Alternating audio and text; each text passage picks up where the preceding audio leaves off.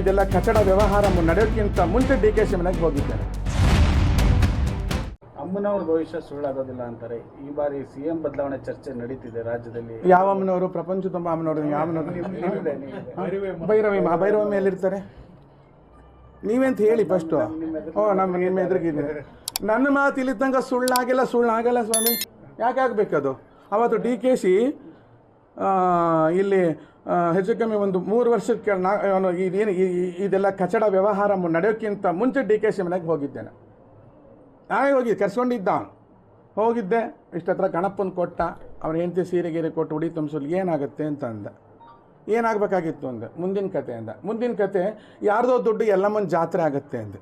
ಏನು ಹಂಗಂದ್ರೆ ಅಂತ ಅರ್ಥ ಆಗಿಲ್ಲ. ನಾವು ಎಲ್ಲಮ್ಮನ ಊರಿನವರಲ್ರಿ, ಹೌದಲ್ಲ? ನಾವು ಎಲ್ಲಮ್ಮನ ನಾಡು ಗರ್ತಿ ನಾಡಿನವರು.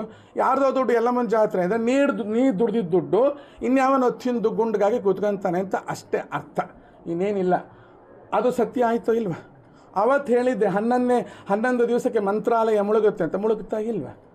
1 ವರ್ಷದ ಮುಂಚೆ ಡೇಟ್ ನೀವು ಹೇಳಿದ್ದಲ್ಲ, ನಾವೇ ಹಾಗೆ ನಂಬೋದಮ್ಮವರೇ? ನಂಬಬೇಕ್ರಿ. ಡೇಟ್ ಬರ್ಸಿದ್ದೀನಿ. ಇದೇ ವಿನಯ್ ಕುಲಕರ್ಣಿ ಮನೆಗೆ ಹೋಗಿ, ವಿನಯ್ ಕುಲಕರ್ಣಿ ಹೆಂಡತಿ ಅಲ್ಲಿ ಅವಳ ಹೆಸರೇನು ಲೀಲಾ, ಶಿವಲೀಲಾ ಮುಂದೆ ಹೇಳಿದೆ, ನಿನ್ನ ಗಂಡಂಗೆ ಈ ಪರಿಸ್ಥಿತಿ ಇದೆ, ಅವ್ನು ಮುಂದೆ MLA ಆಗ್ತಾನೆ ಅಂದೆ. ಧಾರವಾಡಕ್ಕೆ ಎಂಟ್ರಿ ಇಲ್ಲ ಅಂದ್ಲು. ಮತ್ತು ಎನ್ಕೌಂಟ್ರ್ ಆದಮೇಲೆ ಎಂಟ್ರಿ ಹೆಂಗೆ ಆಗ್ತದೆ? ಆದರೆ ಎಂಟ್ರಿ ಆಗ್ತಾನೆ, ಅವನು MLA ಮಾಡ್ತಾನೆ ಅಂತೇಳಿ ಅವನ ಮನೆಯೊಳಗೊಂದು ಅವನ ತಲೆ ಮೇಲೆ ಇಟ್ಟು ಬೆಳ್ಳಿ ಕಿರೀಟ ನಾವು ಹತ್ಕೊಂಡು ಹೋದ್ವಿ. MLA ಆದ್ನೋ ಇಲ್ಲ. ಮತ್ತು ಎಂದೂ ಸುಳ್ಳು ಆಗಲ್ಲ. ನನ್ನ ಮಾತು ಯಾಕೆ ಸುಳ್ಳಾಗ್ತಾವ? ಸುಳ್ಳು ಆಗೋದಿಲ್ಲ. ಇವತ್ತಿಗೂ ಸುಳ್ಳಾಗಲ್ಲ, ಮುಂದೂ ಆಗಲ್ಲ. ಯಾಕೆಂದರೆ ನಾನು ತಾಯಿ ಅಲ್ವಾ?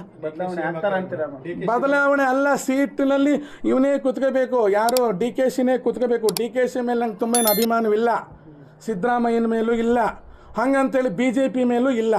ಯಾಕಿಲ್ಲ ಅಂದರೆ ಎಲ್ಲ ಬಂದೆ ನಮಗೆ. ಆ ಕಾಲ ಯಾವಾಗ ಬರ್ಬೋದು? DKಶಿ CM ಆಗೋದು ನಾಳೆನೇ ಬರ್ಬೋದು, ನಾಳೆನೇ ಬರುತ್ತೆ. ಒಂದು ನಿಮಿಷಕ್ಕೆ ಅಲ್ಲಿರೋ ಸೀಟ್ನಲ್ಲಿ ಗೊಟ್ಟಕ್ಕಂದ್ರೆ ಆಗೋಗ್ಬಿಡುತ್ತಲ್ಲ, ನಮ್ಗೆ ಗೊತ್ತಿರ್ತಲ್ಲ. 5 ವರ್ಷ ಪೂರ್ಣ ಆಗೋದ್ರಲ್ಲಿ ಒಂದು ಸರಿ CM ಆಗ್ತಾರಂತೆ ಅಲ್ರಿ. ಒಂದು ಸಲ CM ಆಗಲಿ ಸಾಕು. 5 ವರ್ಷ ಇನ್ನೆಷ್ಟು ಸಲ ಆಗಬೇಕು? ಇದೇ ಅವಧಿಯಲ್ಲಿ CM ಹೌದು, ಇದೇ ಅವಧಿಯಲ್ಲಿ ಆಗೋದು.